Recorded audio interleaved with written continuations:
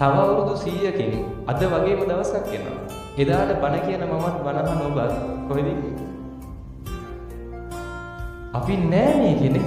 එදාට අපි කවුරුවත් මෙතන නෑ.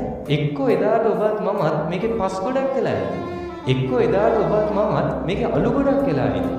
මැරිලා ගියන් පස්සේ ওই ජීවත් වෙලා ඉන්න කාලේ අපි රණ්ඩු වෙනවා, ඔට්ටු වෙනවා, දේවල් තමන්ගේ කරගන්න දුක් වෙනවා, ඉඩම් ටික පරිස්සම් කරගන්න රණ්ඩු වෙනවා, රණ්ඩු වෙවි කියනවා මේ ඉඩම් පරිස්සම් කරගන්න මහන්සි වෙන්නේ මම වෙනුවෙන් මගේ ඊළඟ පරම්පරාවට කොච්චර කැප වුණත් කොච්චර මහන්සි වුණත් මතක තියාගන්න මැරිලා ගිහිල්ලා උපරිම අවුරුද්ද. හරිද? අවුරුදු 100කින් කිසිම කතාවක් ඔබ ගැන මම ගැන නැති වෙයි මේකේ. ඔබ මැරිච්ච දවසට මේ මිනිස්සු ළඟම ඉන්න පිරිස දවසේ වැළපෙයි. හැබැයි දෙවෙනි දවසේ අඬනවද පළවෙනි දවසේ තරම්? නෑ. තුන්වෙනි දවසේ දෙවෙනි දවසේ තරම් අඬන්නේ නෑ.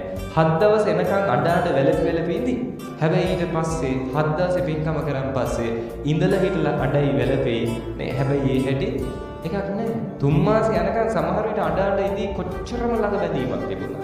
වැළපි ඉඳි 3 මාසේ දාන ඉඳි ඊට පස්සේ පිටින් පිට මතක් වුණොත් අඬයි වැළපෙයි. අවුරුද්දේ දානේ දුන්නම් පස්සේ අවුරුද්දේ පින්කම කරන් පස්සේ අවුරුද්දක් යද්දී ඔබ ගැන මම ගැන මේකේ කතා කරන්න කෙනෙක් නැති වෙයි. එදාට අවුරුද්දේ පින්කම කරාවි සමහර විට. උපරිම උතරින් නවතී.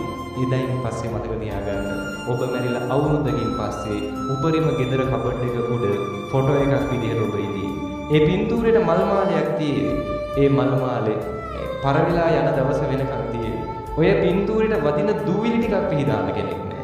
මේ ජීවිත කාලේ මිනිස්සු වෙනුවෙන් රණ්ඩු වෙච්ච ඔබට, ජීවිත කාලේ තමන්ගේ කරගන්න දේවල් පොඩි වැදගත් ඔබට ඔබේ පින්තූරේ දූවිලි ටික යවන්න කෙනෙක් නෑ. එදාට පින්තූරේ මකුළු දැල් ටික කඩන්න කෙනෙක් නෑ. හරිද? ටිකක් කල් යනකම් අවුරුද්දක් දෙකක් යනකම් ওই පින්තූරේ බිත්තියේ තියෙනකන් තියෙවි. ඒ පින්තූරේ කුඩු වෙච්ච දවසට ඕක ගෙදරින් අයින් කරනවා. ඒ පින්තූරේ කුඩු වෙච්ච දවසට ආයි පින්තූරයක් ගෙනේද? නෑ. එතනින් ඉවරයි. ඔබ ගැන මම ගැන මේකේ කතා කරන්න කෙනෙක් නෑ. ඔබ මම කියලා කෙනෙක් හිටියද කියලාත් ඔබ දන්නේ නෑ. මට මේ ප්‍රශ්නෙට උත්තරයක් දෙන්න. අම්මගේ නම දන්නවනේ. ඔයත්තන්ගේ අම්මගේ නම? ඒ අම්මගේ නම දන්නවා. ඒ කියන්නේ ආච්චි. ආච්චිගේ නම දන්නවා. තමන්ගේ ආච්චිගේ නම දන්නවා. ඒ ආච්චිගේ අම්මගේ නම දන්නවා. يعني පරම්පරා තුන අම්මගේ නම සමහර විට අපි බහුතරයක් දන්නවා. ඒ අම්මගේ ආච්චිගේ නම සමහර පිරිසක් දන්නවා. ඒ ආච්චිගේ අම්මගේ නම දන්නේ නැහැ. උපරිම ඔබේ මගේ නම මතක පරම්පරා තුනයි. උපරිම පරම්පරා දෙකයි. තුන්වෙනි පරම්පරාවට ඔබේ මගේ නමවත් මතක නැහැ. ඇයි එහෙනම් අපි මේකේ රණ්ඩු වෙන්නේ නේ? ඇයි අපි මේකේ ඔට්ටු වෙන්නේ? මොනව පරිස්සම් කරගන්නද? දැන් මැරිලා